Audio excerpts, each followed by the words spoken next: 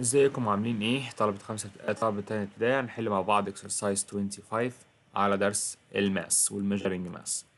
دي ارقام تليفوناتي حابب اتواصل معاه من اولياء الامور، واول رقم بس هو اللي شغال ايه، هو اللي شغال على الواتس. تمام. طيب اول واحد كده بيقول لك ايه circle the better unit، عايزين نختار احسن يونت عشان نقيس بيها to measure real object، حاجات حقيقية. احنا عارفين، تعالى كده نراجع سريع، احنا خدنا حاجتين، يا الجرام يا الكيلوجرام.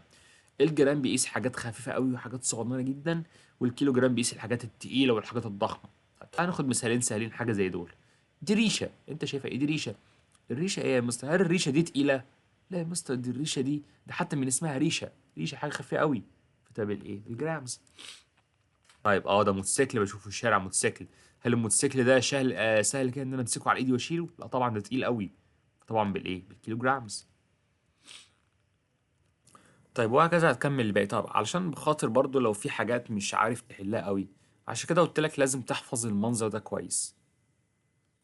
سيبك من دي، سيبك من دي، تمام. يعني اهم حاجه بس الثلاث حاجات دول، ثلاث حاجات دول هيسهلوا عليك قوي انك تعرف اذا كان بالكيلو جرام.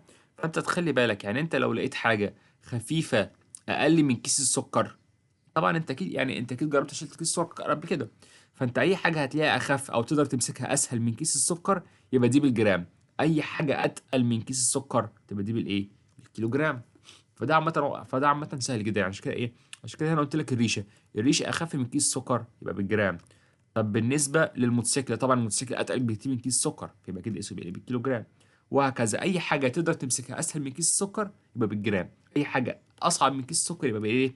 بالكيلو جرام. ودي احسن طريقه تقدر تعرف بيها، يعني ماشي.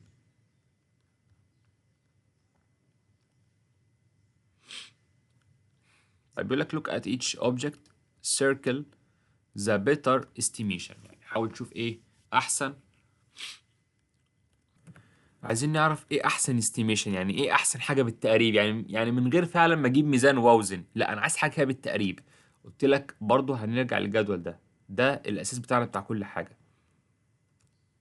يعني مثلا تعالى كده اول مثال، بيقول لك هنا كده ايه، هل البالونه دي تبقى 1 جرام ولا نص كيلو جرام؟ طيب افتكر هي كانت ايه مثل ال 1 جرام، قلت لك تحفظها ال 1 جرام، قلت لك اللي هي الايه، ال 1 بيبر كليب.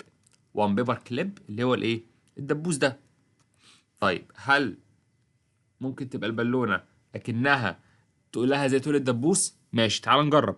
او النص كيلو جرام، يعني لو انا متلخبط ابص على الرقم اللي بعده. طب اللي بعده بيقول لي ايه؟ نص كيلو جرام 1 اوفر 2 كيلو جرام، يعني نص كيلو. طب النص كيلو ده يا مستر كان ايه؟ كان حاجه عامله زي العلبه بتاعت اللبن دي مثلا، او علبه اللبن او العصير ده. تفتكر انت بعقلك مين اتقل؟ يعني هتكون البالونه اتقل من العلبه نفسها؟ طبعا مستحيل. فبالتالي ايه، خلاص ما عنديش غير 1 جرام. طيب بالنسبه للبطه دي بيقول لي هنا 1 جرام و5 كيلو جرام. طب كانت ايه مستر ال 1 جرام؟ ال 1 جرام دي اللي هي قلت لك عامله زي ال- البنسه دي، تمام. هل تفتكر البطه دي وزنها زي البنسه؟ اكيد طبعا لا، اكيد طبعا لازم تبقى ايه، 5 كيلو جرام. طب مثلا حاجه زي علبه الفود دي، هل هتبقى نص ولا هل هتبقى 5؟ تعال نرجع تاني نشوف. نص يعني هي شبه دي، 5 يعني علبه الفول اللي انا ممكن امسكها بايدي، بيقول لك ان هي قد البطيخه. ما هي 5 كيلو جرام دي اللي هي ايه، زي وزن البطيخه كده. هل دي بطيخه؟ طبعا مستحيل، يعني دي علبه سهله اقدر امسكها في ايدي، لكن طبعا البطيخه اتقل. فبالتالي مش مستحيل ان انا اقول 5 كيلو جرام دي، انا بالتالي ما عنديش غير ايه، غير هاف جرام. فانا عشان كده بقول لك لازم تحفظ الجدول ده كويس زي اسمك. بس كمل انت الباقي بقى، خلاص بقوا سهلين قوي يعني.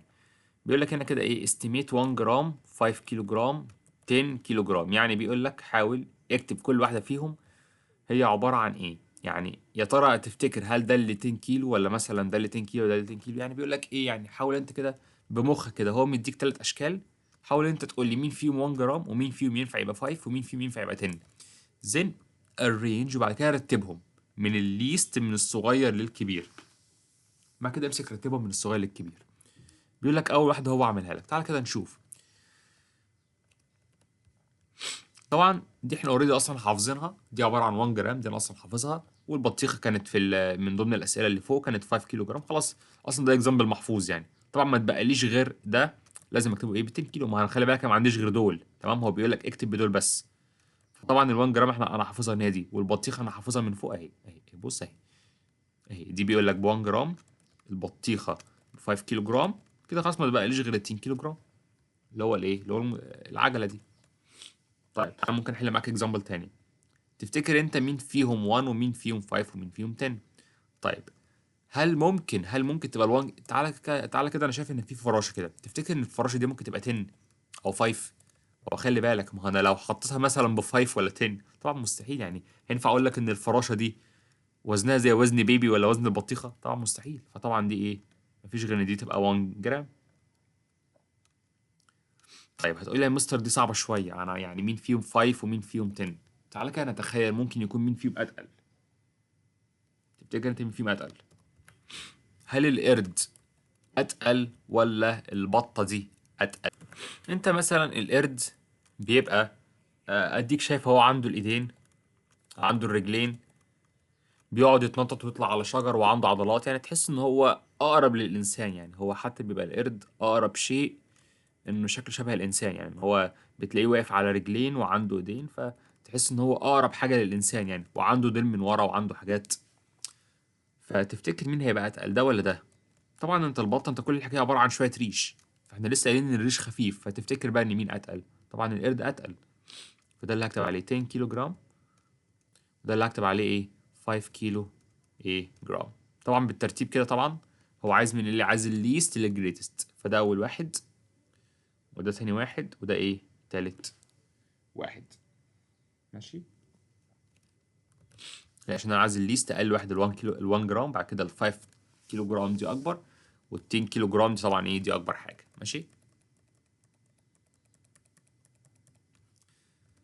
بس وهكذا بقى ايه، دول بقى مثالين سهلين كملهم انت. تمام كده احنا خلاص خلصنا الحمد لله برضه. ذاكر كويس يا حبايبي، ربنا معاكم، مع السلامة. دي ارقام تليفوناتي، هيتواصل معايا. ذاكر كويس، ربنا معاكم، مع السلامة.